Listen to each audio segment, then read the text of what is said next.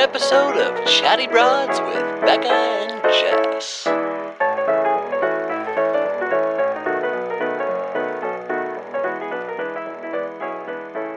Hello, broads. The MLM broads are back, baby. MLM broads are back.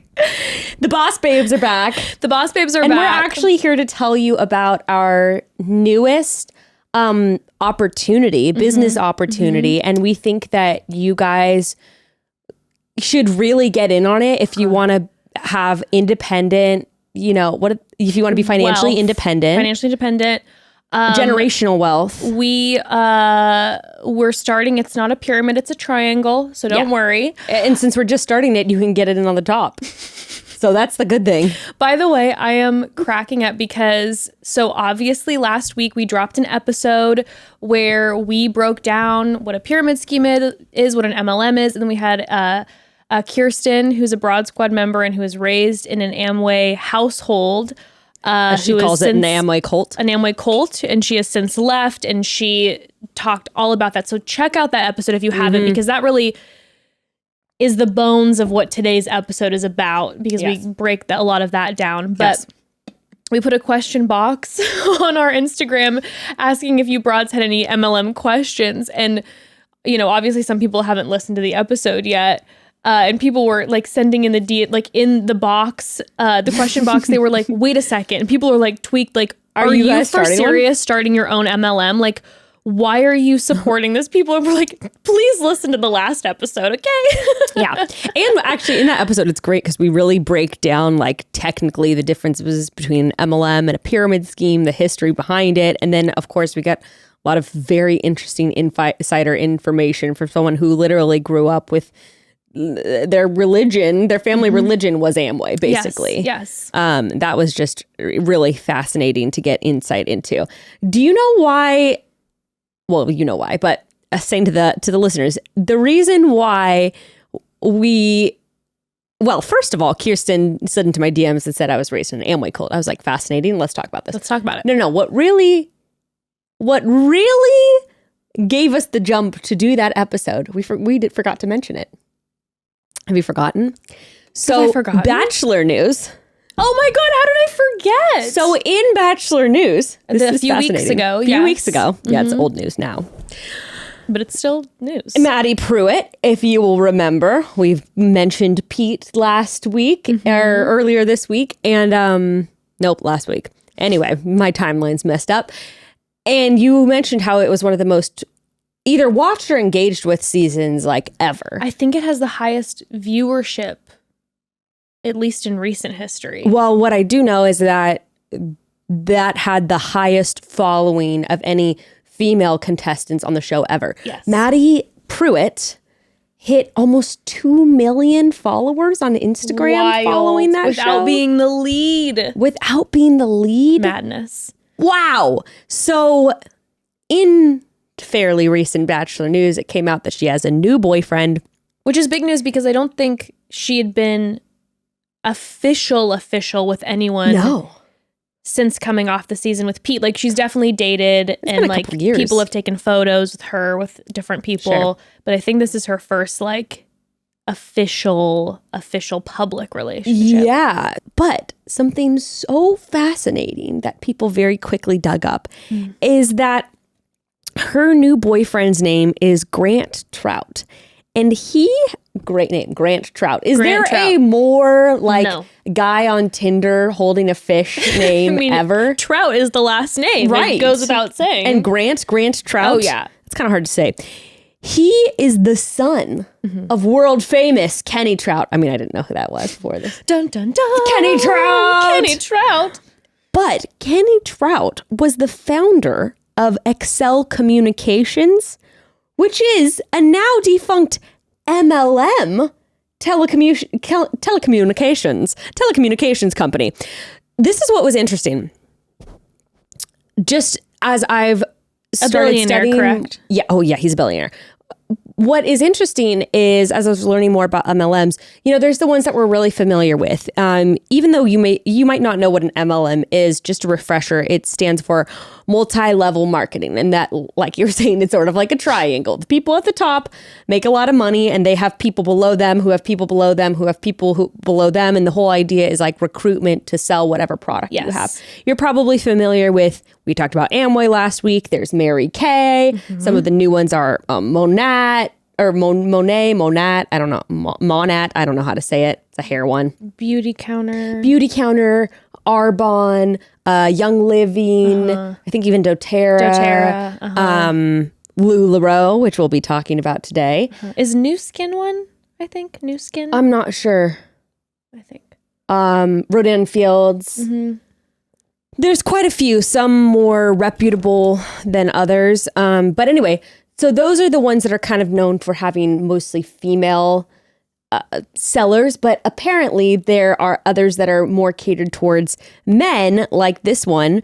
This was a telecommunications company that was at one point America's 5th largest long distance carrier. So what they were peddling was like long distance phone service. Okay. And at one point it was the 5th largest long distance carrier after AT&T, MCI, I don't know what that is, Sprint, and WorldCom. Whoa. So they got men into selling long distance phone service. Isn't that fascinating? You know what's interesting is when I was just out of college, I think, or maybe still in college, one of my best friend's dads invited me and his daughter and numerous of our friends over to their house to what we thought was like going to be just like a family hang, I guess. And it ended up being an MLM pitch. And he was, I don't know if it was part of Kenny Trout's, but he was in some sort of MLM that had something to do with something more in that lane, where it was a little bit like, and I remember not understanding what was going on, because I'm like, well, I already have like a phone plan and it's all easy and set up. He's like, yeah, but you could set it up through this one and it would be able to hook it up with all, like with your TV. I'm like, yeah, but I already have everything rolling. So like, why would it's not less expensive. Right. And I just didn't understand. I was like, I don't get this at all. Yeah. I still don't quite understand it. Also, the idea of specifically purchasing long distance phone service is like, I'm showing my youth, because I forget that was even a thing where you had to pay extra for long distance. Yeah. Because now, like, we are all calling the same area codes. Correct. Right. I mean, different area codes. Like think about the number of people you call that aren't in your area code. Endless. Right? Most people. Right? Yeah. But think about a time where if you were calling like your mom who lives in... You know what's funny is I think about that sometimes. Sometimes I'm like, oh gosh, is my phone bill going to be crazy? Because I'm used to that. Well, now even international like text and calling is like just a fairly cheap add-on. Crazy. Bizarre. So anyway, he created this, I believe it was in the 80s or something, but he sold XL Communications for $3.5 billion in 1998. $3.5 billion. And I believe in 2004, the company ended up going bankrupt. So about only 6 years later. But he started it and got in while the getting was good, and made billions of dollars off of this MLM. So Maddie's boyfriend is that MLM money. He's from that telecommunications MLM money. Wowzers. Very interesting. So today, I forgot that's what started everything. That you and I were like, oh my God, can you believe? What a great segue. We'll talk about Maddie's new boyfriend and his billionaire dad. And we were imagining, we're like, what is this going to then start? Like, will Maddie then become like a main speaker at like an MLM thing? Because we see her speaking a lot at churches, like motivational style, right. Like, is there going to be a Jesus MLM crossover?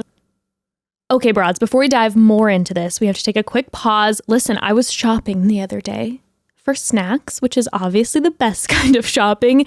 And I have to be completely honest with you here.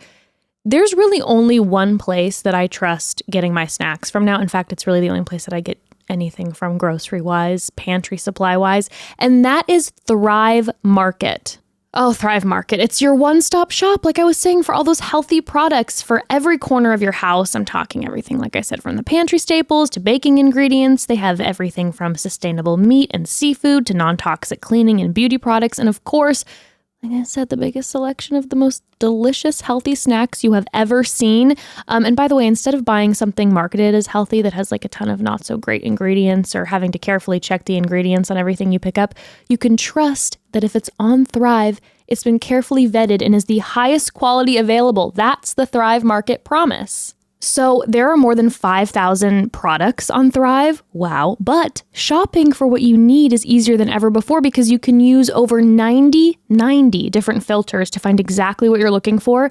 Want something plant-based and zero waste? Just apply the filters and get to shopping, okay? It makes it so much easier to find exactly what you want. And once you're ready to check out, Thrive delivers your goods right to your door with their fast and free carbon neutral shipping. Join Thrive Market today and get $80 in free groceries. That's THRIVE market.com/chatty to get $80 in free groceries. That's thrivemarket.com/chatty, thrivemarket.com/chatty. So pet owners everywhere can agree that your pets are a part of your family, which means that you have to take care of them as such. And if you're a cat owner, that can be a bit tricky since cats are notoriously mysterious and will often hide when something is off with their health. And if you're looking for that little peace of mind when it comes to your cat's health, look no further than Pretty Litter. Pretty Litter looks out for the health of your cat all the time so you can take a deep breath as a pet owner. Pretty Litter's crystals actually change color to detect early signs of potential illness like urinary tract infections, kidney issues, and more. And that's just one of the features that makes Pretty Litter better than other litters, which is a huge feature, by the way. So my dad has a cat and he always talks about how before he used Pretty Litter, the drama would always be with the litter box. No matter how often he'd scoop it, he said it would always kind of stink, but Pretty Litter is ultra absorbent and instantly traps odors. It works for up to a month, which means not only will your house stay smelling fresh, but you'll have to do a whole lot less scooping. Sounds like a win-win-win-win-win to me. Once you try Pretty Litter, it'll be the only litter you'll ever use. Go to prettylitter.com/chatty to save 20% on your first order. That's prettylitter.com/chatty to save 20% on your first order. prettylitter.com/chatty. I do wonder why more. This is what I will say about MLMs. It seems like if you can get in at the start and you don't care about fucking people over 5 ways down your downline or whatever, you can make some good money. Get in at the right time with the right company. So that's why you should sign up under us as our downlines for our new business, Broads Communications. Yeah, you can actually get long distance calling on your iPhone. Yeah, it's crazy. All you have to do is download our app. But first, you have to sign up under one of us. So, and it's a very simple buy-in. It's only $2,500. That's it. Just. But you own your own business. Oh my God. So today we're going to be talking specifically about LulaRoe. Yes, we are. LulaRoe, there's a lot of reasons that I think LulaRoe is a fascinating MLM, but also we're going to have on in a little bit, her name's Stephanie McNeil. I got introduced to her. She was writing a piece about influencers and she often talks about like social media culture, influencer news, all that kind of stuff. And she wrote a piece several years back about LulaRoe. And then she got brought on as she is in, and I believe also helped produce a little documentary called The Rise and Fall of LulaRoe. It is absolutely excellent. It's on Discovery Plus. I know that you can watch it. We got it through Prime. Highly suggest it. It's very interesting. And I think that it breaks down, which I want to get into this more with her, but it really, I felt like LulaRoe was a little bit of an interesting, unique MLM for this reason. And I want to talk more about this with her. But what I thought was interesting is there was a fleeting, of course, craze over their products. Like, you know, a lot of MLMs it was massive. Like yeah, Amway are kind of more about like the recruitment and all that. But there was a LulaRoe craze where everyone wanted to get their hands on these limited edition leggings. And as I was listening to podcasts, there were some distributors who were only focused on selling the product, actually like a business where they're flipping clothes. That was interesting. Who weren't actually focused on recruitment. Okay. And we can get more into that, but you said that you knew some people like who were involved. I think we all do. Yeah. Oh, yeah. I had some of my like dearest friends who were involved in LulaRoe. Are we talking about in general MLMs or LulaRoe? And then I kind of want to talk more about just like our backgrounds with MLMs. I will say this. I had one of my friends was involved with LulaRoe. I'm very excited to talk about this with Stephanie more because I saw this specific friend actually repost the documentary, The Rise and Fall of LulaRoe, because she walked away very disgruntled because of the company. And I watched her with my own eyes, work her ass off.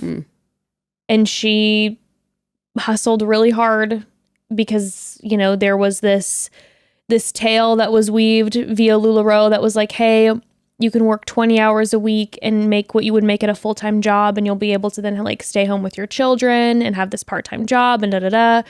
And from her perspective, it was like, this is definitely not a part-time job. I am working 24/7, and then I'm putting all the money that I make right back into the product. Yeah. And I'm not making anything. Yeah. Well, I think what is interesting too about LulaRoe is, one, it's a very new MLM. So relative, of course, to Amway, Arbonne, Mary Kay, that have been in the business for decades.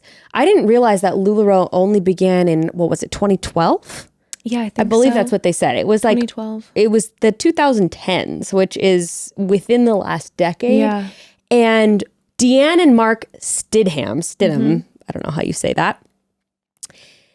Apparently, supposedly, legend has it, the way the business got started was that she was making these skirts for her daughters, started selling these skirts because people were so obsessed with them. And it seems like this is really what happened. And then they said, okay, now what if we got people to start distributing these skirts? Right. And as you see on the documentary, one of their friends was one of the first distributors. He was like, let me sell these. But then again, something that was noted in the documentary is that Deanne comes from basically like Mormon royalty. Yep.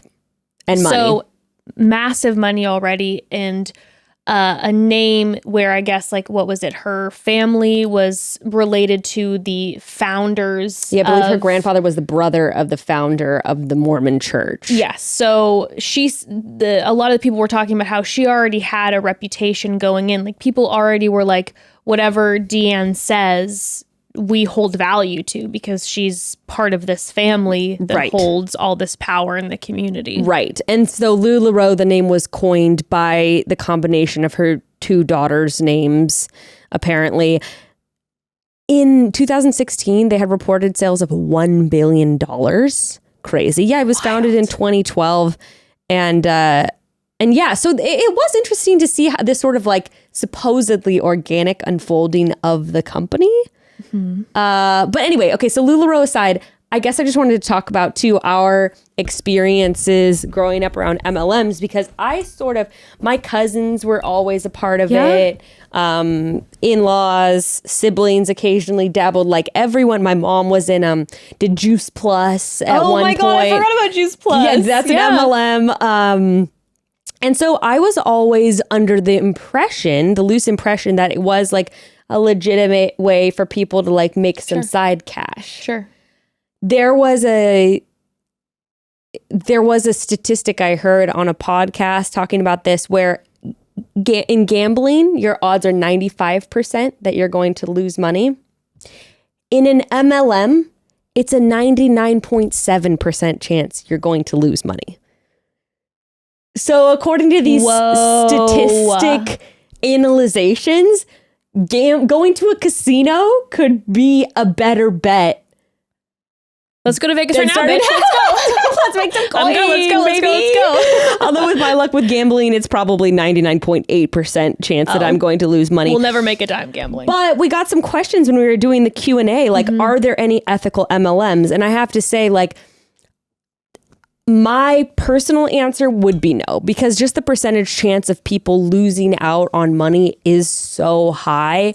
And MLMs operate on the structure that you constantly have to be engaging more people to buy into the company.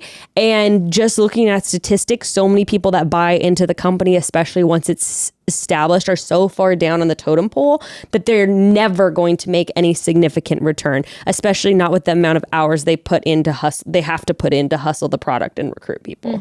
As you said, and as I was watching on this documentary, there are people that have to put in 50, 60-hour work weeks, and they're making $8,000 my friend a year. is a hard worker. Right. She fucking hustles, and she put everything into this.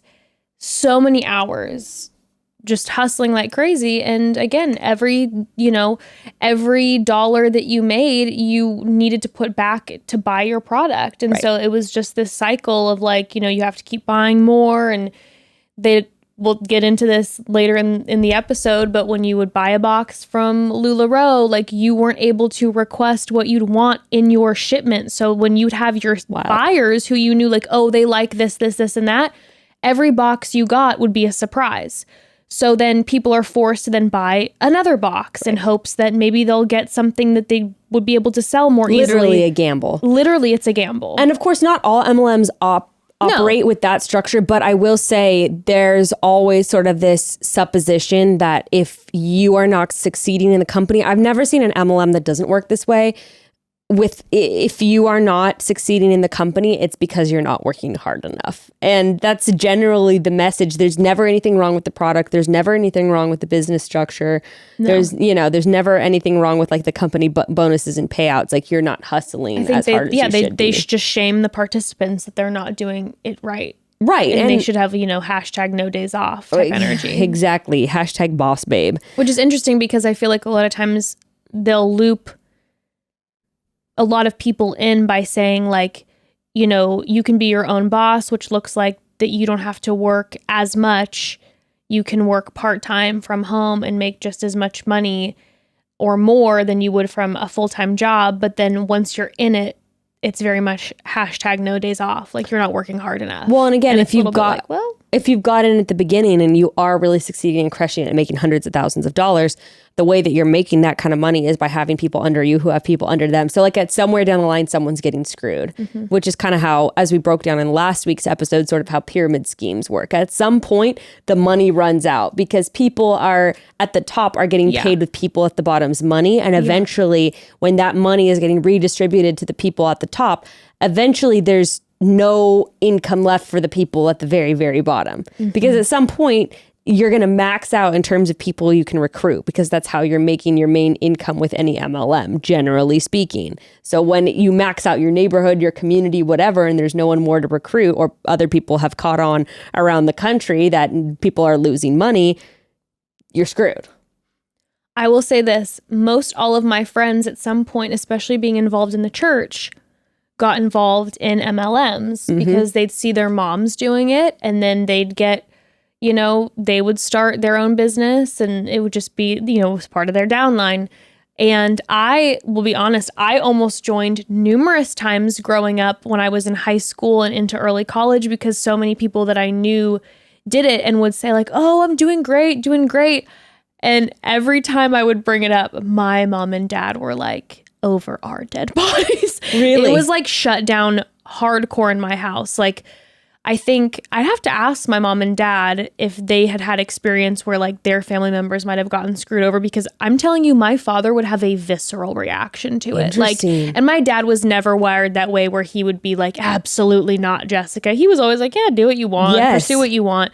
But with the MLM stuff, whenever I'd be like, oh, my friend's, doing this, like, I think maybe I should start when I was like 18, my dad would just be like, absolutely not. And here is why. And would break it all down and be like, this is what's going to really happen. And of course, in almost religious fashion, I would then almost start defending it, because I was like defending my friends.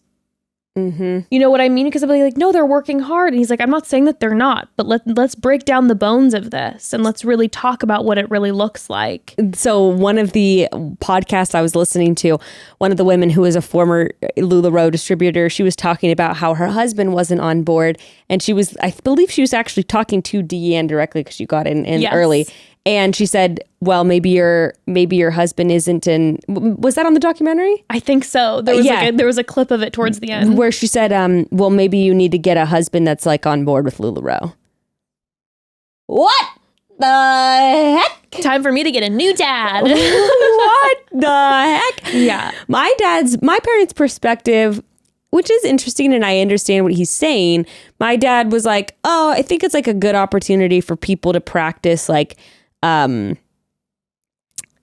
practice sort of turning on your business charm and like learning how to engage people and basically rope people into your business shit. And while that may be true, it requires so much of an investment. And again, you are sort of it often requires a large investment. I will say, like we said about Amway last week, the buy-in is only $78. LulaRoe, on the other hand, now you can get a kit for about $500. Back in 2012, 2016, which is when my friend participated, the buy-in was minimum $4,900. And often like $10,000. Yeah, you could go all the way up, I believe, to like a $12,000 kit. And of course, they tell you, well, you're going to get really more if you buy in. Sure. Yeah, you're investing in your business, whatever. Not to mention, they encourage you to go. I was listening to a podcast where the woman was saying they encourage you to go buy clothing racks, go buy shipping, dedicate a whole room in your home, dedicate a whole room to your home, so that it's your business. Mm-hmm. You gotta get a printer. You gotta get a blah blah blah. You gotta buy all this stuff so that you're ready to become a business owner. Mm-hmm. So I will say that the upfront investment for this, there are MLMs where the upfront investment is like $78, like it is with Amway now. However, again, I just think that the whole business model only benefits a very small percentage of people, and everyone else gets screwed out of some amount of money, big or small. Mm-hmm. And if they're easily susceptible, which brings me to this question, which I want to go over with Stephanie. Someone said, I can't wrap my head around how so many people get sucked in. A lot of people get preyed upon during times where I watched a documentary on Herbalife where someone said that they lost their job and their friend came over like literally that same night and was like, I can help you get financially independent, whatever. I mean, whether Evan was coming out of general anesthesia. The nurse is trying to get him set up on Amway. Wasn't in his right mind. Yeah. I mean, people, in divorces, now having to be single moms, whatever. Not to mention that so many MLMs do sell this, ultimately, I believe is a lie. This lie that a single mom, a stay-at-home mom, someone who is already maybe feeling a little bit isolated due to their circumstances, has no way to make income, that they can have a sisterhood and they can bring in their own cash. Mm-hmm. And I think that when you're in a vulnerable position like that, especially when someone gets roped into a community, you don't want to let go of that community. Mm-hmm. And with many of these MLMs that people are deeply involved in, when they try to pull out, the other members are told to shut out that person from their group. Well, and that's the thing. Listen, at the end of the day, like, who wouldn't want to be in a situation where you're like, I will be able to retire early. I'll be able to spend time with my family. I get a lake house. While also like, being able to make my own hours. I get a pink Mercedes. Yeah. It's the way that the way that it's presented is very much like, honestly, at least in the community that I was part of, in the church community, like, I think the biggest reason that it was so rampant is because obviously in the church community that I was raised in, it was very much like the men go to work, the women stay at home with the kids. Do you want to be one of those bad parents who has to go to work? Right. Or do you want to be a really good spouse who stays at home and supports your husband and your children, and also contributes, and who can contribute, but you're a present parent, and you'll be able to be home for your children, but you'll be able to then retire early and then be there. That's what everyone wants. There for your grandkids. Of course it does. So you hear all these things, then you feel like, oh man, maybe this is the best call for me and my family, and it preys upon that 1,000%. Not to mention when you have trusted loved ones, like you said, in the church, friends, whatever. And People then you're you've known for seeing forever. the people who are actually successful, the people that are at the top, who have lake houses and have, new cars and all this sort of thing. And then everyone else below them is often encouraged to, I remember one of my friends was in Monat and encouraged to fake it till you make it, Yep. Okay, if you're not selling, just act like this is what you're being coached on. If you're not selling product, act like you're selling a ton of product. Act like you're killing it, because that's how you're going to get people to sign up under you. There's friends that we're not close anymore, but there's people in my life who, in my younger years, who are still with certain MLMs. I will never know if they're actually making the money that they're making. All right. Because there's a presentation of like, oh, we're absolutely crushing it. Yeah. And I remember thinking that was the case for them or for some of these people. And then finding out like one of them was needing to move back in with their full family was needing to move back in with their parents, but they were still like telling all of us like we're crushing it financially. And then I found out, oh, they have no money left. So it's like, you don't even know, even with some of your friends, because I think a lot of them, like you said, encourage like to present a certain way. So people might even be telling you to your face, I'm absolutely crushing it financially. And it just might be a straight up lie. Well, and because that's also, what they're being encouraged to, again, fake it till you make it. Right. And also because MLMs often rely on recruitment, like I was saying, at a certain point, that recruitment pool runs dry. Yeah. So you actually might be crushing it at one point. I was listening to someone, she was making like $16,000 a month at the peak. And then the next month it was like 12, and then it was 10, and then it was 8, and then it was, and it was dropping because eventually, in LulaRoe's case, the buzz over the product died down. The product got really shitty, and people were over it. And people also the patterns realized started getting so wild. patterns started getting wild. I mean, Can't wait to talk about that. But then, the people below you and the people below them and the people below them who you're also all getting paid like a percentage and a bonus from recruiting them, if they start to leave because they're losing money at the bottom, eventually the well's going to run dry for your stream of income that you were receiving before. Like we said, a 99.7% chance in MLMs that you will end up losing money. So I would discourage it.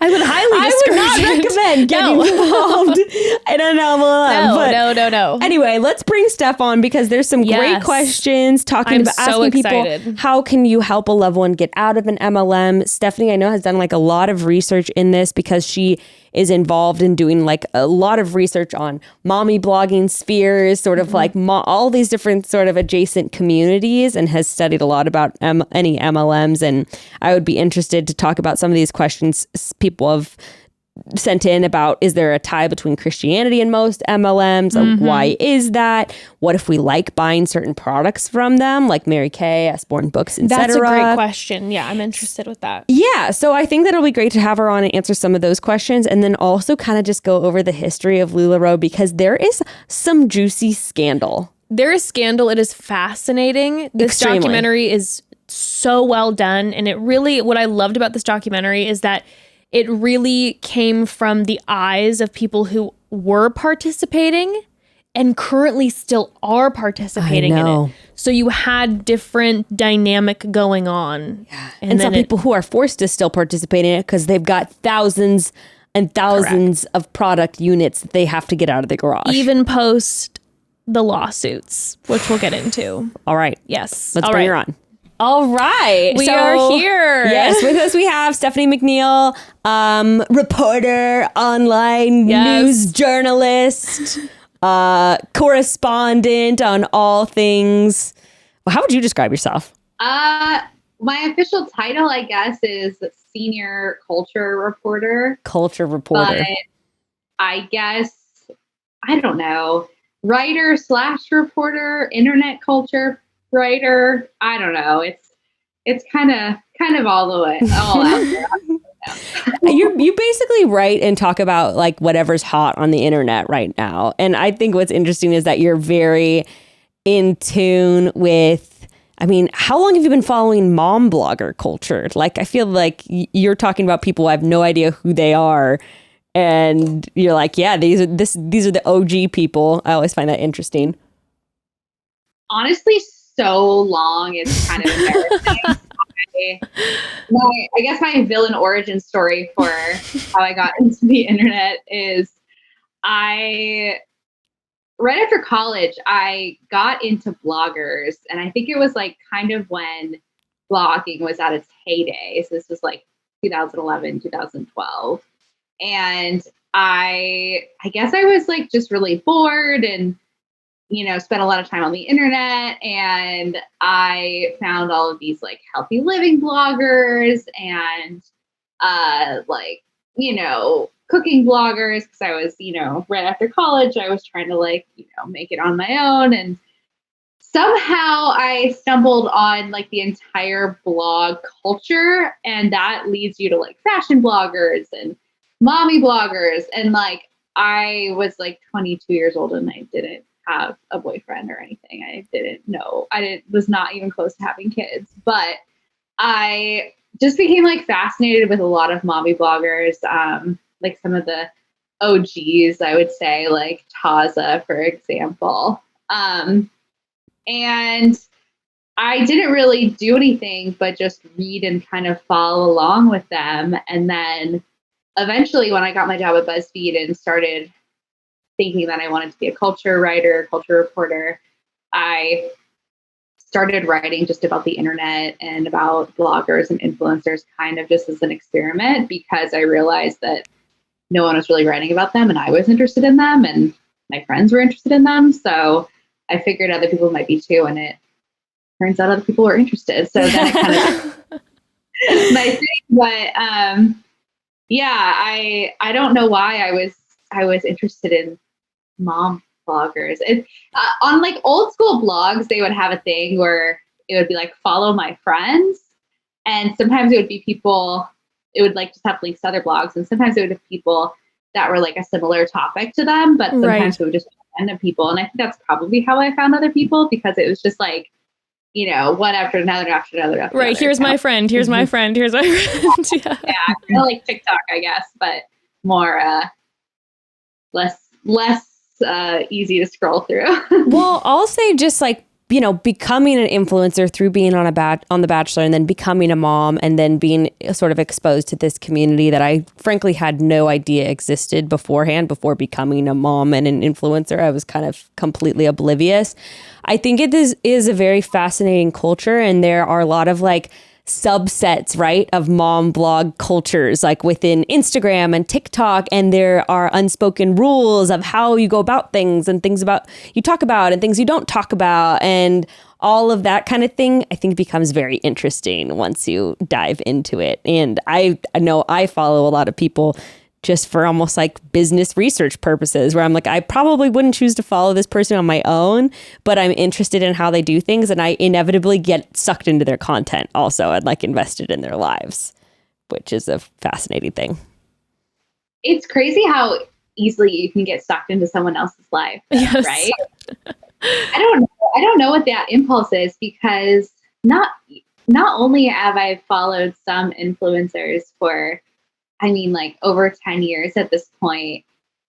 It's just like, I guess it's just like a natural human instinct. Because like, think about how you have like that one Facebook or Instagram friend who you haven't talked to in 15 years, but you like are really interested in their life. You like check in on them, type in, they come on your most searched, watching their stories. It's a weird phenomenon.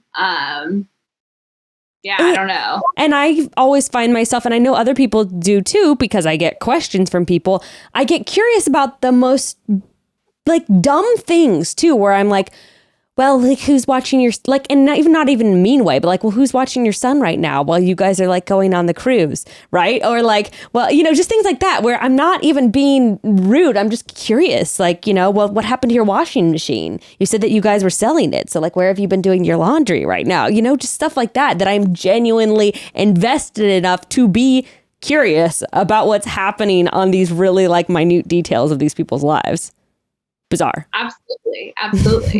And especially when you've been following someone for a really, really long time, you know so much of their backstory and their history that you want to know the day-to-day details. Absolutely. Did the MLM interest, was that connected with then your like deep dive into mommy blogger culture? Were you seeing then a lot of that with the mommy bloggers? I would say yes and no. It was definitely an internet culture thing. But I didn't know of any mom bloggers specifically who covered or did MLMs. But it was something that I found via the internet and explored, I guess, through the internet. And it really is, I think, an internet story because MLMs today do so much recruiting on social media, and so much of their culture and the way that they run their business is via social media. So when I found the LulaRoe story, I was actually more of a general assignment reporter, and I had gotten really into, this is going to sound kind of weird, but I would just go on Facebook pages for random businesses that I thought were kind of shady or like maybe like were weird. Right. And see if people were complaining about them. And so I did a couple of stories that were kind of, online feuds that companies were having with customers. And then I was kind of poking around in that world a little bit. And I saw that LulaRoe had been sued by some of its customers. And I didn't know a ton about LulaRoe. I had heard of it, but I didn't know anyone who sold it or anything. And I thought to myself, well, if there are angry women on the internet or angry people on the internet, there's probably a Facebook group. So Right. I found this Facebook group where people were complaining about the quality of their LulaRoe clothing. And then I saw how many people were complaining about just working for LulaRoe in general and about other problems that they said the company was having. And so that was kind of my introduction into the whole scene. And I mean, that Facebook group was like the basis for every piece of reporting I've done since. So it's definitely an internet community story, if not a influencer specific story. I am curious, what's your perspective on why more influencers with large followings are not part of MLMs? Because I always think about that and I'm like, on paper, it seems like it would be great if you had thousands or hundreds of thousands of followers, especially we were just talking before you hopped on. I'm like, if you can get in at the beginning of an MLM, you can do pretty well if you just hit the right timing and just get that gamble perfect. So I do sort of wonder sometimes, why don't you see more influencers, recruiting their followers to be like their downlines through MLM companies? What's your kind of take on that? I guess with most influencers, I suppose ethics. Yeah. Sure. But I will say that, one thing about influencer culture in general is it's kind of the gift that keeps on giving, in terms of there's always an influencer or an influencer subsect that I've never heard of who has like millions of followers. So, for example, there are huge MLM influencers, specifically in the essential oils community, Right. either Living or doTERRA, which are the kind of two big essential oils companies. And there are multiple women actually who have gotten huge Instagram followings kind of in tandem with their essential oils businesses. So there's one woman in particular who isn't with Young Living anymore, but her career really took off as both an influencer and as an essential oils saleswoman. I think she ended up having like 500,000 followers or something by the time she left. But at the same time, she was like Royal Crown Diamond or something in Young Living. And so she had like, I believe like dozens, if not hundreds of people under her. And it's a really powerful recruiting tool. It was like a chicken or the egg scenario, because on the one hand, she probably initially got a lot of followers because she was so big in this MLM. But then, she's also a mom and she has an interesting life. So then she started to kind of get, I assume, followers on her own just from like posting about her life. And then she's able to recruit any new followers she gets because she's like, look at this amazing house I have. Right. Look at all these things we have. Right. My husband and I both work full time for this essential oils company. Let me tell you more about it if you want to be involved. So it was almost like those things can really work in tandem. Absolutely. And another really interesting phenomenon I've noticed is there's a lot of people who have been blogging / influencing for a really long time who joined this MLM called Beauty Counter. We just mentioned Beauty Counter at the top. Yeah. Yeah, and Beauty Counter is kind of like it's like a more ethical MLM, or a lot of the people that are in it like to say that it's not an MLM because you can also buy the products via the website. So it's not one of the things where you only have to buy from a distributor. I believe, I don't know if that's changed. But I mean, it still is, a direct sales model. And I wrote about this a couple years ago, and I don't really know why a lot of these, these are people who have been on the internet for like 15 years and maybe their blogging career has kind of waned. They're not really enjoying being influencers anymore. So they're kind of trying to, join up on this other thing. I don't know.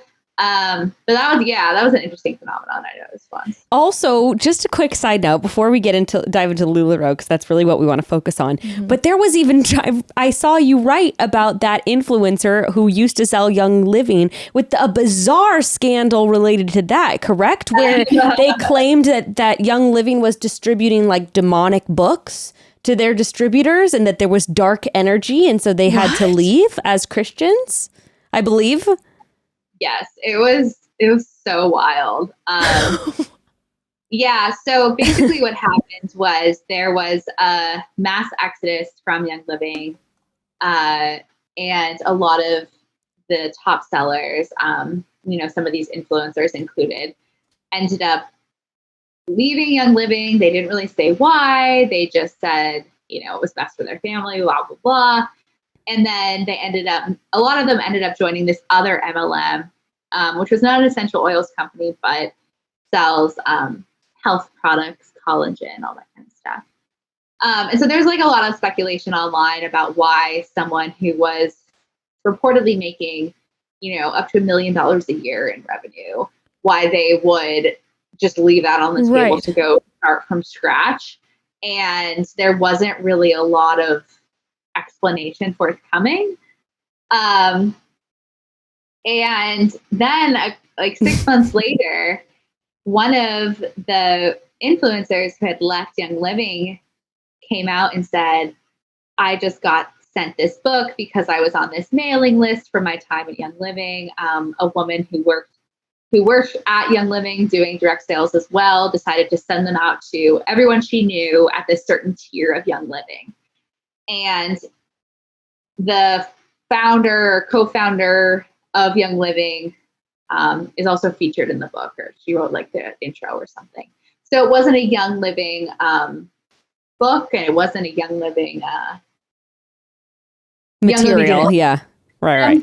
It was like heavily in the culture, and yeah, I actually saw some pages from the book, and it's like some very like spiritual kind of like mumbo jumbo, like self-actualization, and if you believe it, you can achieve it, that kind of stuff. Right. But a lot of these women are evangelical Christians, and they felt like the book was not only against their beliefs, but it was demonic. And some of them even came out and said, we had a bad feeling about Young Living, and we didn't know what there was very, very dark energy.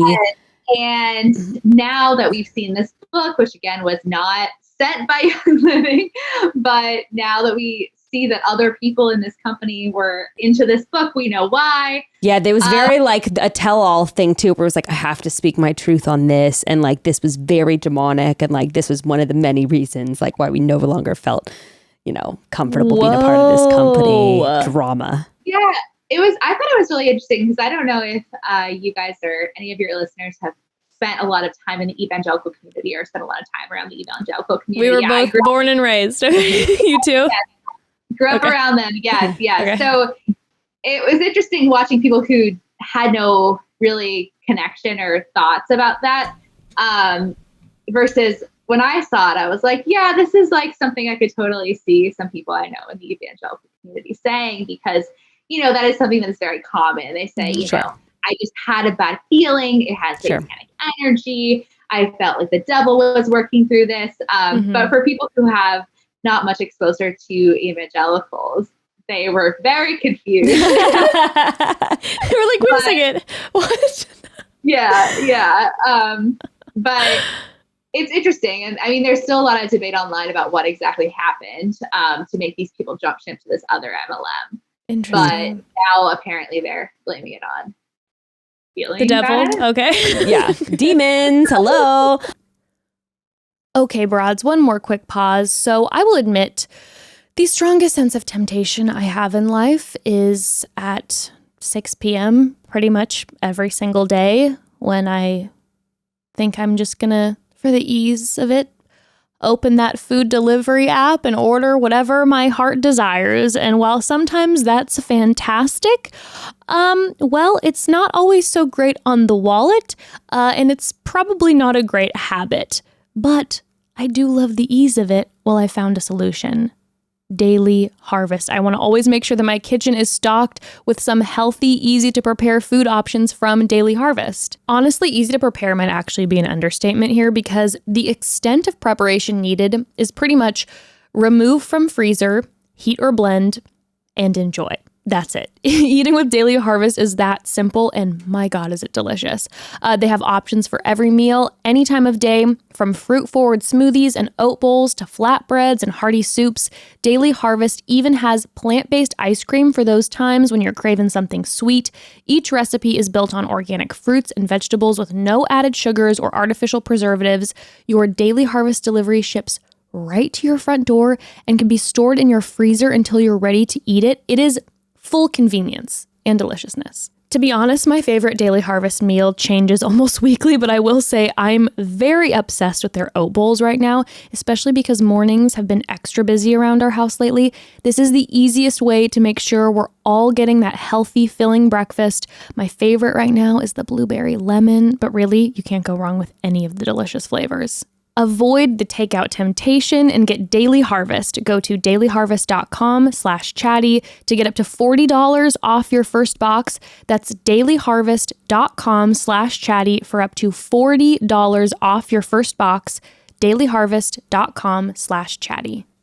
Okay, last question before we really dive into LulaRoe that I'm curious about. Do you have a favorite like mom blogger Instagrammer? Do you have anyone that you are like actually kind of obsessed with them and you like can't stop like checking in on them and like actually want to be their friend? Honestly, I feel like it really changes over time. Like I feel like as I go into like different stages of my life, I read people more or less. So I used to read a lot of like running bloggers, and I still do. But that was like my main obsession for a long time. But somebody asked me this on my Instagram the other day, and I think the person I read most consistently now is Mackenzie Horan, Design Darling, because she is like, I really like home reno and I don't know, like DIY. Yeah. And she has like this house that she is like redoing room by room, and her style is like similar to mine. I'm not quite as East Coast preppy because I'm not from the East Coast, but I like a lot of it. And it's like a lot of her content is like how I would decorate my house if I had more money. So I think I probably the most consistently just because I like seeing what she's doing with her house. But yeah, I didn't even find her until a couple years ago. So it's like, you know, I feel like it really does change over time. Well, there's a plug for her, so she can thank you for that, for getting more followers from you. her content a lot. Okay, well, starting out with LulaRoe and kind of corresponding to what you were just talking about, someone asked specifically, why does it seem like MLMs like have such close ties to Christianity? Has it always been that way, and why is that? And I feel like this is something that the documentary touched on a little bit, but I'd like to hear your perspective on that. It's really interesting because I think it just so happens that MLMs proliferate in the same communities where people tend to have those ties of religion. A lot of the places where you see MLMs really take off are smaller towns or suburbs or places where, people really rely on community, and a lot of the community is really tied up in church. Mm-hmm. So you don't really see MLMs proliferate among friend groups in New York City, for example, where I live. LA, it's not as big of a thing. But in these, smaller, more tight-knit towns where, people, maybe everyone's from there, people know each other, they know each other from church. I think that might have something to do with it. That's my theory anyway, because so much of these MLMs rely on that community infrastructure to proliferate. Mm-hmm. So if you want to start in an MLM, you're probably going to start via word of mouth from someone you know. A little less so now because a lot of it is internet recording, but still it tends to be people you kind of know that you end up signing up with, I think, in general. And then, they really do now push like the online parties and all of that. But there is still, and historically, one of the main ways people sold MLM products was doing these big parties at your house where you open up your home and everyone comes and, you give them drinks and food and all that kind of stuff. Not that, people in New York don't have parties at their house, but I just think that, those strong community ties really work to MLM's advantage. And that kind of thing where, so-and-so is at church and hears through the grapevine that someone she doesn't really know, but kind of knows, is doing this great business opportunity, goes over to her house, and then, they all talk about it and they all decide to join. Like, I just think that proliferates easier in smaller communities.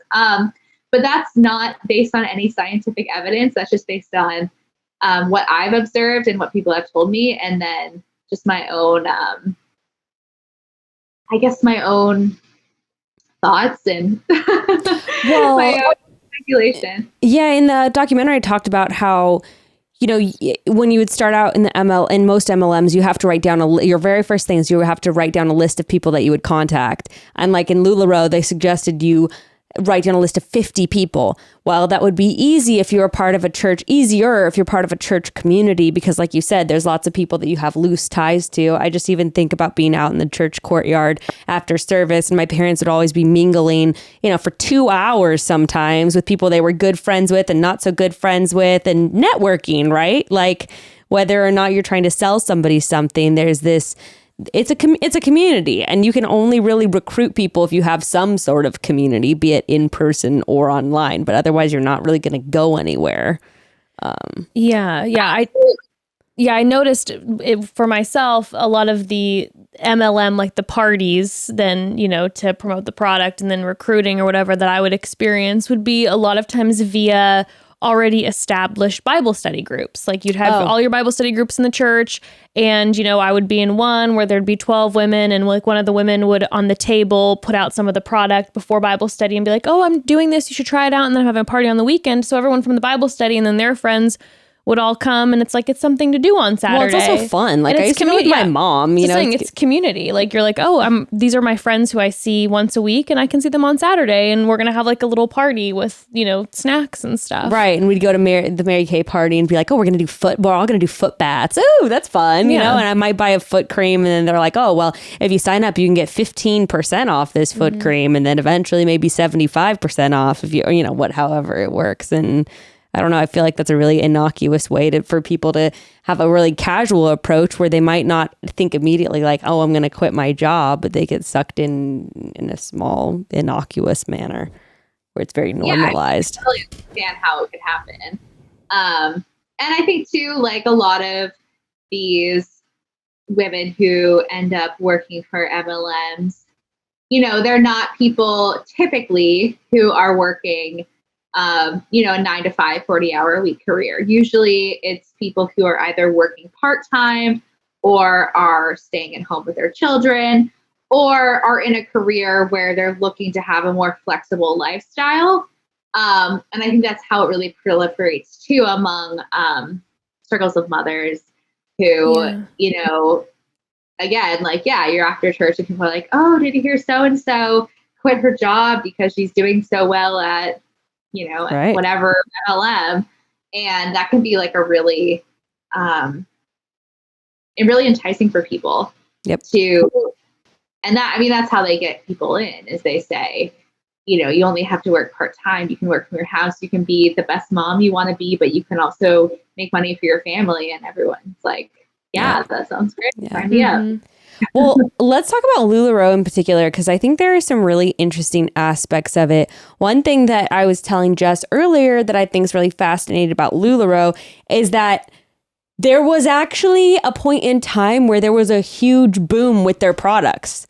Like with most MLMs, like the product is kind of secondhand. It's about recruitment, ultimately, if people really admit it.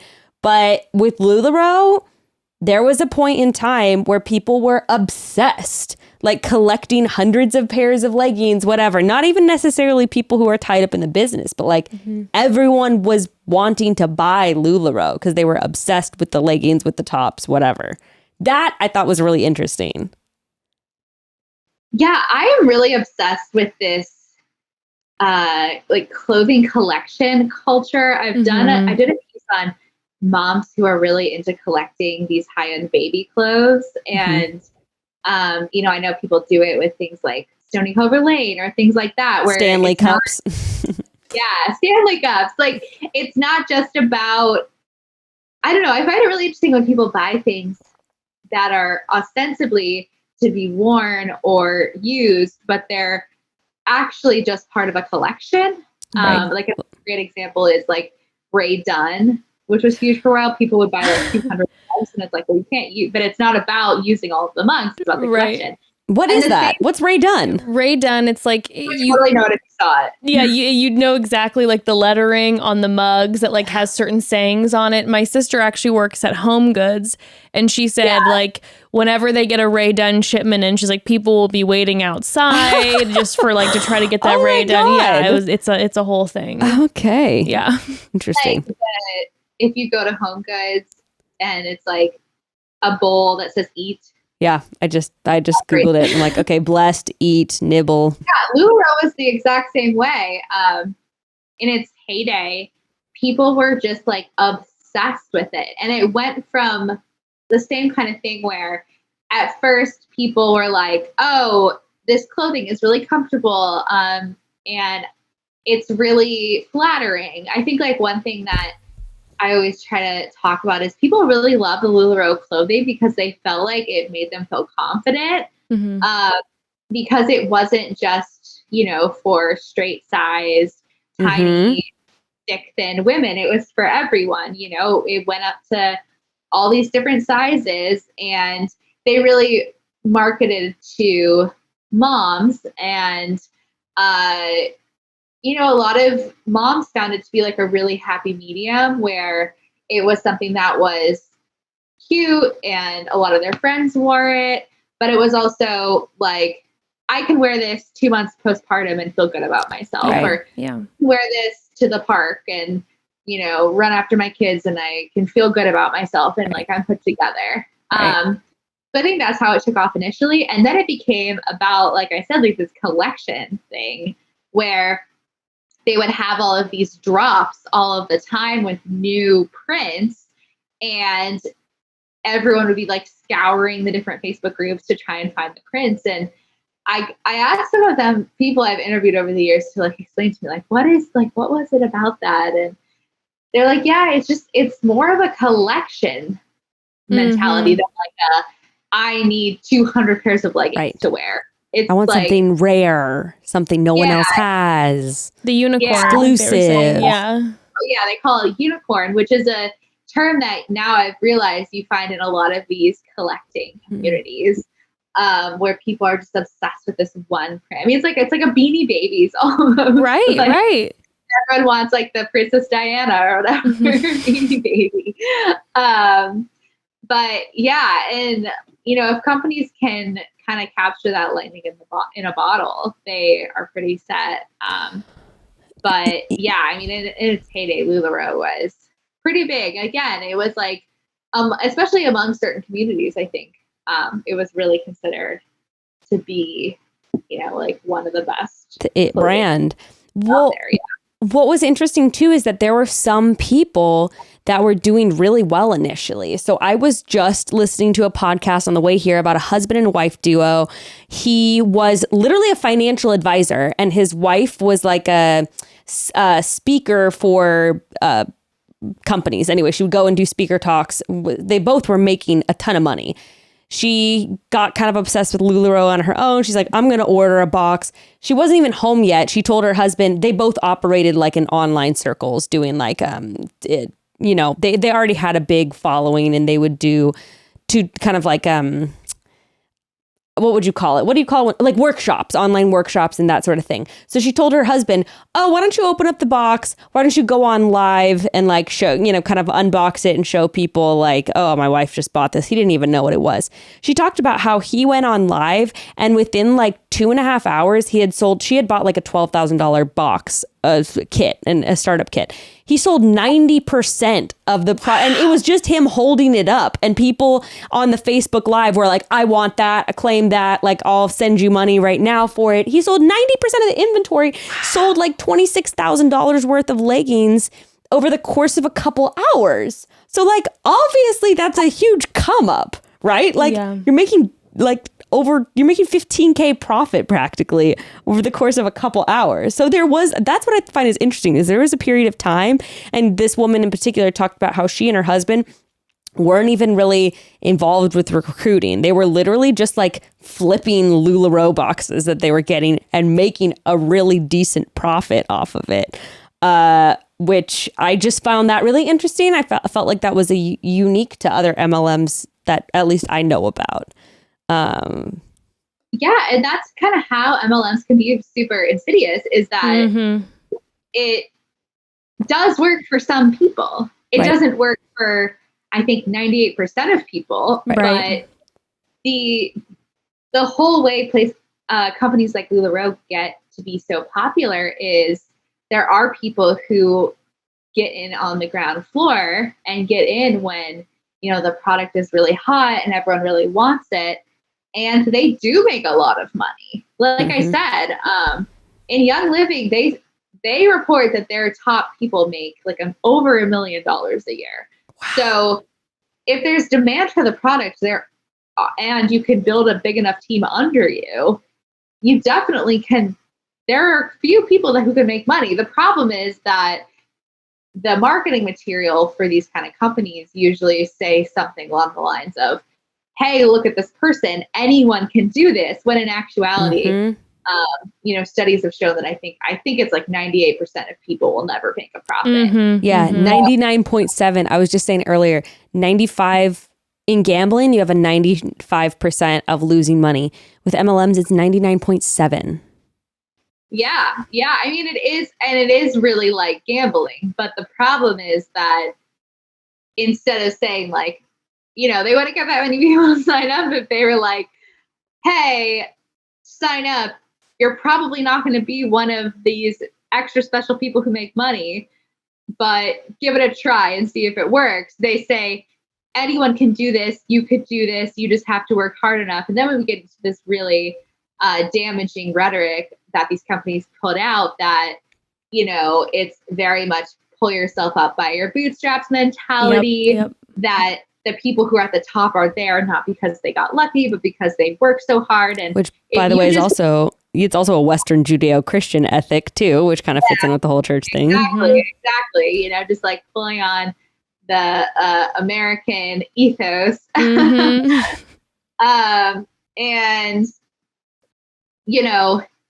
if you fail at this business, it's not because the deck was stacked against you from the beginning and you never were going to make any money. It's because you failed and you didn't work hard enough. And that's where these kind of companies can be really damaging, not just monetarily, but psychologically and emotionally for a lot of people.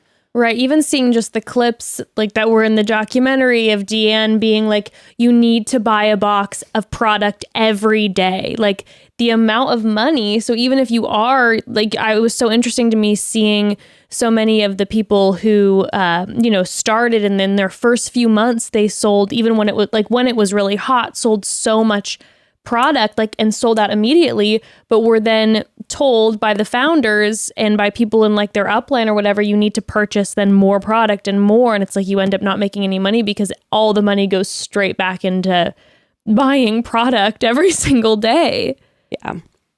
And the LulaRoe model was really interesting because the consultants could pick what sizes they wanted. And right. This is what I wanted to get into next. Yep. But they couldn't pick the prints, and the prints were what people were collecting. So what they essentially created was this open air market where you would have to join, say you wanted a pair of, I don't know, pizza leggings. Yeah. It's not like you could just have your one LulaRoe girl who you went to every time there was a new drop. You would have to join like 50 Facebook groups in the hopes that one of them would get it in your size. And it also really kind of set the consultants up for not a great business model because they had, if all of their customers wanted one thing and they didn't get it, they wouldn't make any money. Right. And what other, and let's be real here, what other, like if you truly are a business owner, correct? Like if what you're starting with LulaRoe, like what they say, it's your own business. Right. What other retail store, for example, isn't able to be like, oh, we sold out of that one pair of, this style of pant. We're going to now go buy from that company more. And then the company who's selling the pant goes, well, you can buy a box of something. You're not going to know what product is in it, but you can buy. I mean, that's just not retail. It's just not how it operates. It would be like if the supermarket was like ordering new produce in and they're like, shit, we just got 45 boxes of kiwis and one of artichokes. Like, hopefully we can sell a lot of kiwis this week. Like, exactly. Yeah. Right. And I remember whatever you get. Yeah. I remember specifically, so one of my friends used to sell LulaRoe. And I was telling Becca earlier, a little while ago, I saw her on Instagram post your documentary and she was like, yes, because she had, gotten screwed over by the company like so many had. But I remember one of the parties of hers that I went to, I was looking at the leggings and I'm like, listen, I'm a very black and white bitch. Like I'm not super patterned. So I was asking her, I'm like, do you have any just like a plain black? Cause they're very soft. I was like, just maybe a black or like some sort of basic, just straight color. And she was like, oh, no, I don't have any of those. And so then I'm like, I remember feeling like, I'm like, that's so interesting that there's no just basic, like one color block type, legging. And so then after watching the documentary and seeing, oh, they would call a pair of black leggings a unicorn because any just basic color was so often not included. And they'd have these wild patterns that then so many people couldn't sell. It's strange. Wild. Yeah. I mean, really you were on the ground floor of LulaRoe. I should interview you. Oh gosh. It wasn't me, but it was my girlfriend was definitely, she got in. I mean, I would say she started maybe 2012, like right when they started 2013. Yeah, some of my cousins still have their LulaRoe link up in their bio on their social media, trying to get rid of that product. I don't want to get too much into the LulaRoe lore, but there actually was a whole kerfuffle. I think it was like 2017, 2018 over black leggings because LulaRoe did this big launch called Noir, which was the all black launch. Oh. All these black clothing. And like you said, black was a unicorn. Everyone just wanted black leggings Right. in LulaRoe fabric. And so they did this, they hyped up this big launch of all this black clothing. And essentially what the consultants complained about was they said most people did not get them, or if they did get them, they only got sizes that were unpopular. So that was like a whole scandal. Wow. At the same time, because there was a lot of allegations that essentially the best noir clothing only went to the top and most exalted sellers. The scraps went to everyone else. Yeah, and it was like one of those things that I kind of watched unfold. I think I actually did like a little story on it just because why not? But I don't think it's made it into any of the documentaries because it's not super interesting, but it was like a big thing on the It's LulaRoe fascinating to me. Well, I also don't understand. And here's what it sounded like too from the different distributors is like it started out you were getting good stuff. Like you were getting fun prints, cute daisies, you know, leopard print, whatever, like fun, cute pizzas, whatever.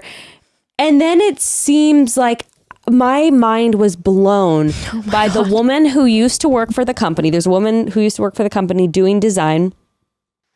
She went to design school and she was tasked with 2 other people, 3 people total, churning out 1,000 designs a day. So I did the math on that. Unreal. That means each person would have to do like 42 designs an hour. And like, that's like less than 2 minutes per design that they're creating. Like, what the hell? And she was just saying, it's ugly, put a pattern upon a pattern upon a pattern, whatever, just submit it, just to have all, like, that was really crazy to me to hear that. Like, at a certain point, they just started churning out bullshit just to do it. Yeah, I mean, I think that was like a really good anecdote to explain just how runaway train the business became, because it was, you know, it went from, you know, having less than 100 consultants or having less than, you know, like, yeah, I'm trying to think of the exact numbers, but essentially grew like 6-fold over the course of a year or so. And, you know, within a couple of years of its founding, it was worth $1 billion and was doing all these, like, doing so much in retail sales. And it just kind of exploded. And I think maybe the problem was that it got way oversaturated and, you know, they just started growing, which is like, you know, happens to a lot of companies. And, you know, we're just turning out so many patterns. It's like, you know, you can't make everyone a unicorn. So. No. But that is interesting because, like you said, it's something that does happen to other companies, obviously not just MLMs. And I do wonder how LulaRoe would have turned out if they had maybe more carefully like evolved their design. Like, you know what? I am curious and think what would happen if they invested in quality designers to keep, it sounds like at the beginning they had a quality product. What if they had kept creating a quality product with interesting fun patterns and new iterations to keep up with trends? Where would it have gone? Because instead it seems like the product got cheaper. I mean, some people were showing that they had whole holes in their butt after one wear, and then just more fast, lazy designing and all of that. There was a part of the documentary that was hilarious. We're showing people with all these crazy patterns where it looked like there was like dicks protruding from like the crotch area because of just like poor design, like just absolutely thoughtless production. I don't know. Like I wonder what might have happened to LulaRoe otherwise. It's interesting to think about. Yeah, I mean, it is really interesting because I feel like this story is pretty multifaceted in many ways, because when you talk about it from a business perspective, like, yeah, it sounds like the WeWork documentary or something too. You know, you can compare so many other things of these like startups that kind of spiral out of control. But yeah, I mean, I think it really just burned super, super hot. And, you know, a lot of people who have worked there have said or alleged that, you know, the company was just kind of a runaway train at a certain point. Well, and things got really out of hand and a bit scandalous where at one point people were getting actual wet packages, like the clothes were wet. The moldy packages. Were moldy. I listened to one podcast where a woman opened up her box, the first box she ever got, and she was throwing up and having migraines and she thought she had gotten food poisoning. No, she was getting mold poisoning from moldy leggings inside the box. Oh my gosh. Because their manufacturing spun out of hand where they were leaving inventory outside where it was getting dewy and wet and just sitting all packed in on each other. And then it was getting moldy. Apparently, someone said that they worked there and it was her and her husband's job to go out to the crates where they were storing inventory and pull out dead rats and possums that weren't able to escape from the crates. Oh. Who knows if that's true? But what the hell? Yeah, one of the women I interviewed for my big LulaRoe piece that I did said that she had experienced that. And then a friend of hers who also worked at LulaRoe, her kids started getting all these like nothing major, but like respiratory symptoms. And she said she just felt so bad because she had kind of talked her friend into joining. And then her friend is like, I think there's mold on these clothes. My kid is sneezing. Like, what is going on? Oh my gosh. Wow. That is just wild to me. So then at some point, and basically just to break it down for people, oh, and by the way, when the pants really stunk, LulaRoe headquarters suggested that people put their clothes in the freezer to stop the smell. That was their advice. Just put them in the freezer. The cold will kill off the scent and just sell them at a discount. That was their advice. Because you had to stay positive Yeah. in the culture. I thought that was such an interesting part of the documentary too, which again is something that having grown up around a lot of people who were participants and continued some to participate in MLMs, it's always very much this positive, this toxic positivity culture where it's like you can't let anybody see you sweat. Like you have to present a certain way all the time. Always succeeding. Always that it was well. so interesting when in the documentary they were talking about, hey, like here we have, you know, maybe problems with the product, and the founders of the company are saying, don't address the problems with the product, block the trolls. And again, it's like, if you parallel this with any other company, it's like when you have a company and your product is deficient in some way and you just go block the trolls and ignore it and delete the reviews, you're like, no, that's just not how you can operate with a company. No, but it's the way they were able to get away with it. Also, like I thought it was interesting that the documentary also highlighted cheap manufacturing too, where it was like we talked about this briefly on an episode last week, talking about how somebody is paying the cost for the cheap clothes you're getting, right? Like it was mind-blowing to watch Deanne, the founder, doing a little selfie video in the factory being like, and that was so upsetting. It was ridiculous. She's like, well, and we're just letting these people do their thing the way they do it in their country. All these little workers, you know, very happy. And she's literally in a sweatshop, like videotaping herself being like, you know, and that's how they do it here in their country. And they're all very, very happy and they all love their job. I was like, oh my God. Not a good look. It's not a good look. That was so upsetting. Not a good look at all. But then, okay, so what happened with the lawsuit though? There's actually multiple lawsuits.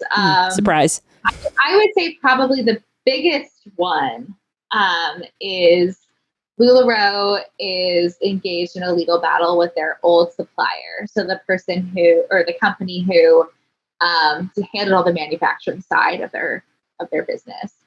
And that lawsuit actually is still pending. It's been pending in the courts for literally years. I think almost 5 years at this point. I think it is eventually going to go to trial, maybe sometime later this year. But that's going to be an interesting one to watch because LulaRoe countersued them for $1 billion, and there's a lot of crazy allegations floating around. And then there's still some former consultants who are trying to, bring LulaRoe to task for what they say was bad business models. Those are still pending. The lawsuit about from the customers was settled earlier. I think, late last year, earlier this year. But there's still a couple floating around in the court. So the interesting thing about LulaRoe is that the story is very much not over. I think I started writing about them in 2017, and I kind of thought eventually the company would go bust, or we would get resolution to these lawsuits, or something would happen. But it is very much still kicking, and there really hasn't been,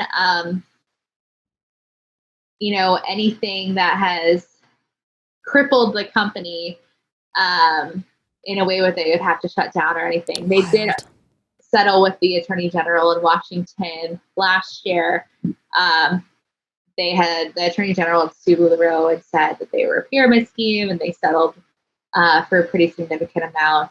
So people in Washington State are getting damages if they work for LulaRoe. But LulaRoe is still kicking, and wild. People are still selling it. And as part of the research for the documentary, I went and observed their top sellers conference in Mexico last year, and it's still very much a thing. So that's interesting because, frankly, when I first started covering it, and there were just so many lawsuits against them, especially the one from Washington State, I assumed that eventually it would go out of business or be restructured in some way, like you hear about all these other companies. But no, they're still going. So 2 questions. One, can you explain then what happened when there was the lawsuit then saying, this is a pyramid scheme? What LulaRoe did differently to shift to then make it legal for them to continue on with the company? And then also my second question would be, when you're interacting with some of their top sellers post this lawsuit, how do they then square it away maybe in conversation? I could be wrong, but didn't the all they have to basically do is put a income disclaimer like on their website? So I think that was the only thing they were getting sued for. They had to pay a significant amount of damages. As part of the settlement, and they have to do a lot of disclaimers. Even in their Instagram posts, you'll see some of the retailers who still work for them will put income disclosures on Instagram posts. Because I believe and I've actually seen that with there's an influencer I follow who sells Arbonne, and she does the same thing. And you go to the website to look at payout, typical to go see what typical compensation looks like in the company. Okay. But I believe that's what LulaRoe was getting sued for, right? It was not necessarily, because I think that they're just technically not a pyramid scheme in terms of the FTC. We talked about this a little bit last week, because they do not primarily focus on recruitment. They primarily do focus on the product, which I feel like LulaRoe definitely checks that box. But the problem was that they were making claims that people were going to make certain amounts of money with LulaRoe. That was the legal issue. I mean, from a more macro perspective, the laws surrounding direct sales or multi-level marketing are extremely opaque, and there is not very strict laws. And so all of these companies are kind of always towing the edge of legality. And that's why you see, some of these companies kind of get into trouble, and then they have to put all these things on. But there aren't very strict laws against this kind of business model. And it's interesting because there's been movements over the past 60 years to do so, but it's just not something that's been really taken seriously on a federal or state level. So, it's kind of one of those things where if you operate in a gray area, you can kind of get away with certain things, or kind of depends. It's a really good podcast called The Dream. I don't know if you've heard about it. Yes. And season 1, she focuses on MLMs and kind of goes into the backstory of how they're able to operate and how there is just like there's just like a lot of legal gray area surrounding them. So I think if people are interested, I highly recommend listening to that. But in terms of the people who still work for LulaRoe, no, it's really interesting. I will say that when I went to their conference, I believe it was short. There was a documentary that I worked on, and there was another one that came out. And I believe it was before either of them came out. So I'd be curious if anyone really changed their mind. I haven't really. Interesting. But I think a lot of people hear things in the media and read things on the news, and then they look at their lived experience and they say, well, I'm going to rely on my lived experience, and I'm not paying attention to these things happening to other people that other people are saying. And I think that's the only way that really explains it, because I think the general sense that I've gotten is, yeah, I know that people have said these things, and I know that, there have been all these allegations, but from my perspective, things are great. So I'm going to focus on that. Yeah. And I don't really know what to make of that. Right. I do think that LulaRoe is a lot smaller now.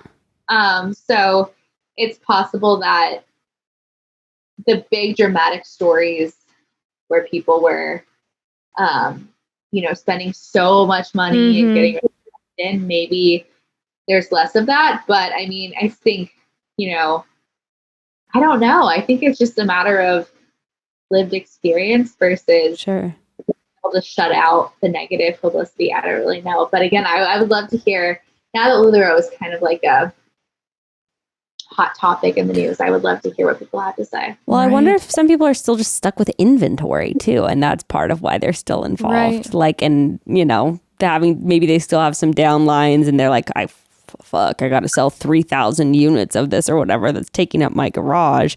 Which, by the way, kind of just to break that down for people, it was something I didn't understand before watching the documentary.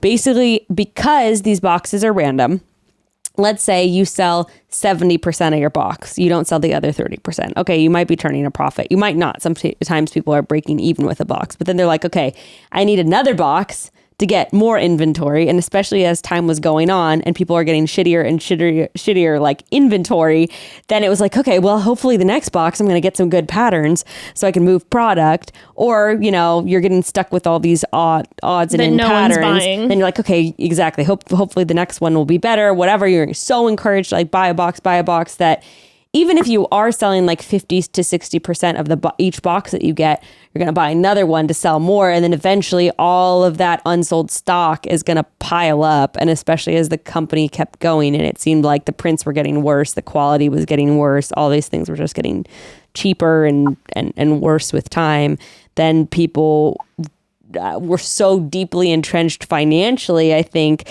And I think this happens all the time to people, not just in MLMs, but like in other businesses where it's like, all right, well, maybe if I can just dig myself a little deeper to get myself out, right? Like maybe if I can borrow more money to buy more of this, so then I can turn enough profit to make up for this loss. It's sort of like there's some cognitive dissonance, I think, where like people, I think denial is really, really strong too, where like, who wants to admit that they got duped and that they just got their whole family into financial crisis? Yeah. So you just end up going deeper into the hole. Yeah. Yeah, definitely. And I think that that's where the gambling analogy really is apt, because from what people have told me over the years, it was pretty rare to be able to sell every single piece of clothing you got out of every box. And like you said, like people have said that they were really encouraged to just buy a lot of product, not just to get the newest drops, but also because they were told over and over again, like, you're a business owner, you own your own boutique. And like people, if they walk into a boutique and you only have size medium, like that's not a very good boutique, you know? Yeah. Right. So It looks better when you walk into your LulaRoe room and you have your rolling racks and they're all full, because then it looks like a legitimate store. Right, exactly. And you know, the more sizes you have, the more people you can cater to.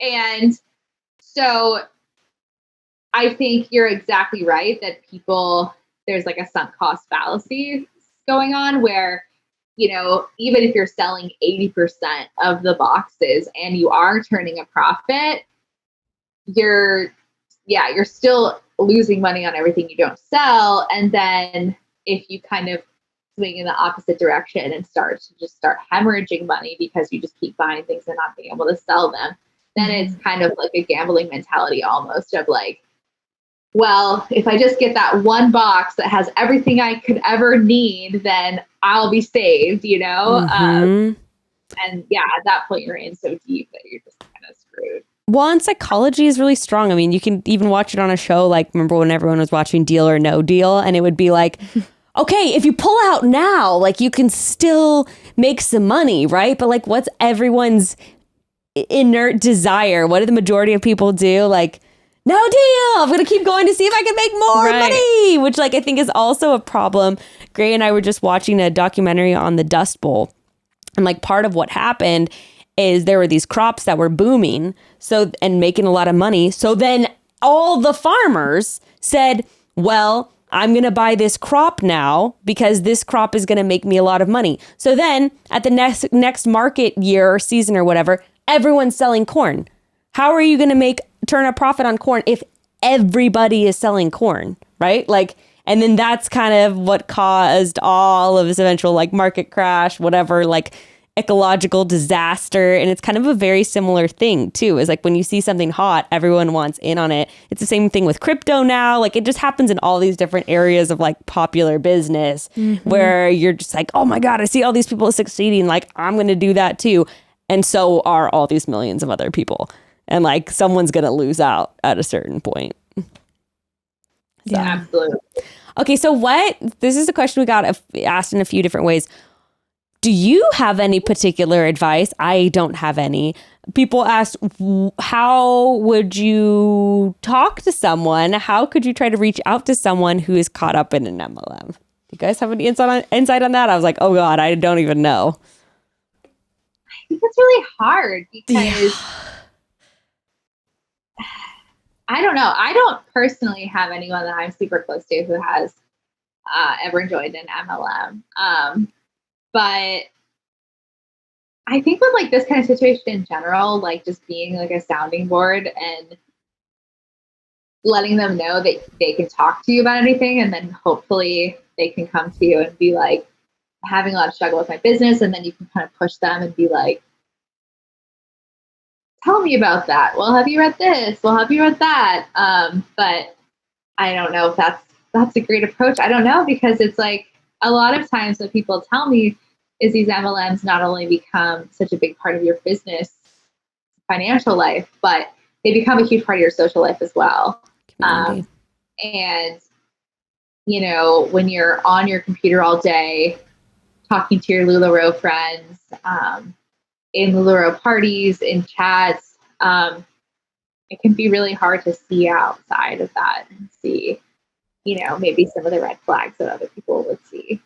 Yeah, I feel like that's a very hard question because of just like what we've talked about in this episode, what you see in the documentary, and also in our last episode when we talked about MLMs. It's like, because the participants, the verbiage that's used is very much like people are going to try to discourage you and tell you that what you're doing. And I think, in my opinion, this is potentially the most insidious part of MLMs, is that like they're preparing people that like people are going to warn you against this and you should cut them out of your lives. Like they're jealous of your lifestyle. They just don't understand, and all that verbiage. So it's hard to be a friend and kind of come in, because all of a sudden then the people go, oh, they told me this was going to happen.